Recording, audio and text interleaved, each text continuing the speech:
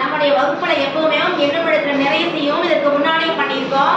இப்ப பணிவுடை பயணத்துக்கான தயாரிப்பு இவங்க எல்லாமே தயாரிச்சு நம்ம மாஸ்க் போட்டு அவங்க எல்லாத்தையும் மாற்றி விட்டுருவோமா?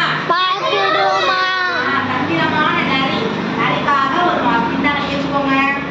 அடுத்து வாங்க, ரொம்ப சூடான ஒரு முதலை. என்ன வடிவம் இது? முதலை. பணிவுடை பயணத்துல வரக்கூடிய முதலை.